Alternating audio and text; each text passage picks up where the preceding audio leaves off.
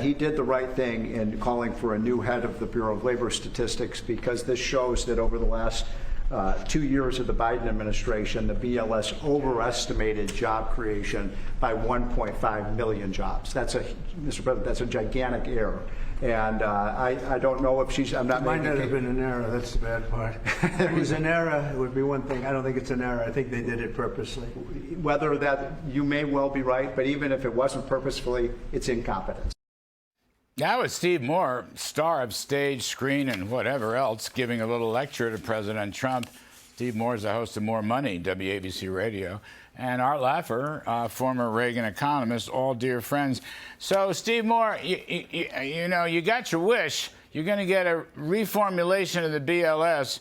I don't know. E.J. Antoni, he's good. He's terrific. He's been a critic of the BLS. But if he runs the BLS, you'll never hear from him again, because it's not a public position. That's my biggest worry about EJ. I want him on the show, first of all. You know, I mean, I'm tired of losing people to the administration. Second of all, though, he's an important macro voice.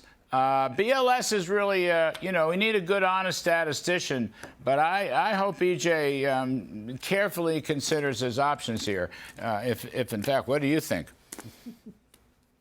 Well, he's one of the top economists in the country right now, young economist for sure. I think this would be a great position for him. I agree with you. He's a great spokesman for the free enterprise cause. So if he wants to do this for a year and help straighten it out, look, my big concern is we're just not getting accurate numbers. And I'm not, you know, ascribing that to political manipulation. I'm just saying there's something terribly wrong with the way these numbers are being calculated, and we need a big fix. And somebody like EJ who understands numbers and statistics might be a good guy to do that. All right. Art Laffer, for a different subject. Today's Wall Street Journal editorial. It's an important editorial. Who is Stephen Myron, Donald Trump's Fed nominee? And the subhead is, the president nominates a weak dollar advocate for the Federal Reserve. Arthur, is Steve Myron a weak dollar advocate? Best you can tell. What do you think? I can't really tell, Larry, whether he is or is not a weak dollar advocate. He surely does support the president's trade policies very firmly. And as the Fed, I think he's a placeholder, but maybe he would stay on at the Fed. If I were Steve, I'd much rather be chairman of the Council of Economic Advisors than just a random member of the Fed board. But you never know. I think I still go along with Larry Kudlow of old, King Dollar.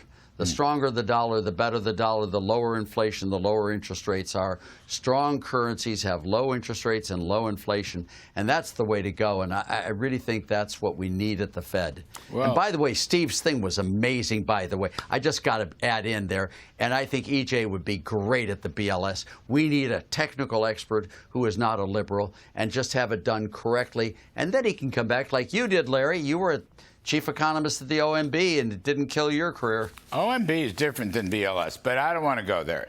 We'll leave it up to EJ or whoever. We don't know that's going to be EJ. But Steve Moore, I want to repeat it because Arthur basically dodged my question. Is Steve Myron? Yes, I did. Is he for King Dollar? I still believe in King Dollar, by the by. Steve Forbes believes in King Dollar.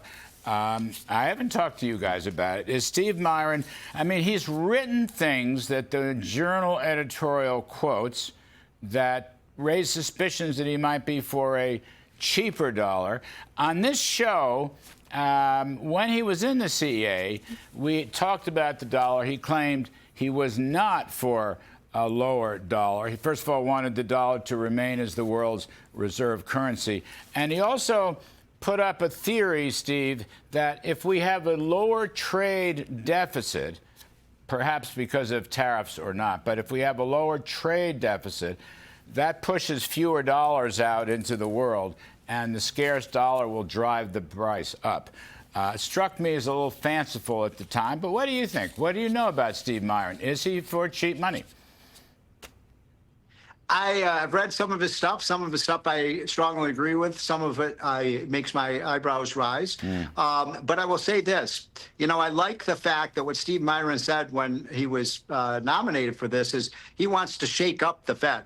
And Larry, I strongly agree with that. I think you got 200 PhD economists. They're all Keynesians who believe growth causes inflation. Lord knows what they do over there. They haven't done a very good job of getting inflation under control. So I like the idea of bringing somebody who might shake things up over there at the Fed and maybe be a rabble rouser. That's exactly what that old staid place needs. Well, I agree with that part for sure. And I think Myron's a smart guy, by the way, a very smart guy.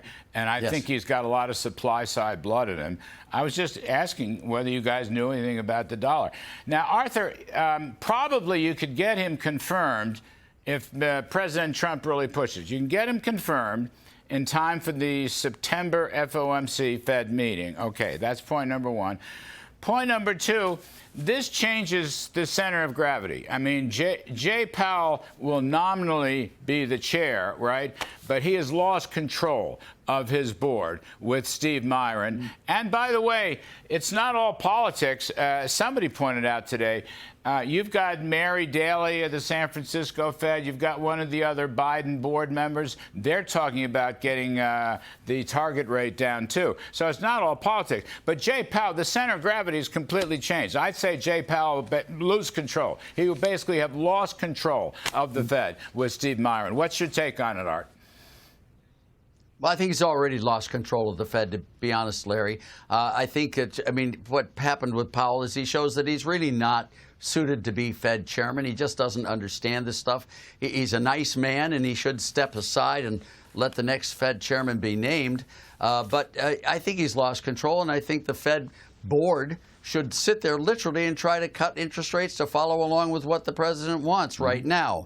I would like to see it, though, go to a price rule in the long run. That's where I have my fears about Myron or any of the others right now. That's why I think if the two of you are great, or Kevin Warsh would be spectacular. Kevin Hassett understands it. A price rule where we stabilize the value of the dollar over a long term, the way Steve Forbes talks about it all the time, that's what's really needed. That'll bring down inflation and interest rates and really achieve the long-term objectives of economic growth and supply-side economics. Yeah, well, Absolutely. I like that. I like that a lot. By the way, there'll be no tariffs on gold. That's very important. And by the way, gold fell, I don't know, 80 or 100 bucks today because of that. Now, Steve Moore, I've got the final point. It's aimed at both of you, but it's your turn, Steve Moore.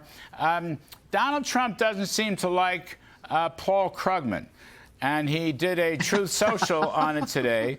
Paul Krugman of the New York Times has been predicting doom and gloom ever since my great election success in 2016. In other words, he has been wrong for years, as all markets have been hitting new highs and are now higher than ever before. People stayed out of the best market in history because of the Trump derangement bum. He called him a bum. Sue him. Anyway, Steve, from time to time, Krugman has actually personally insulted all three of us. But what do you think? Here's the new Krugman now. What do you make of Mr. Trump fighting back, Steve Moore?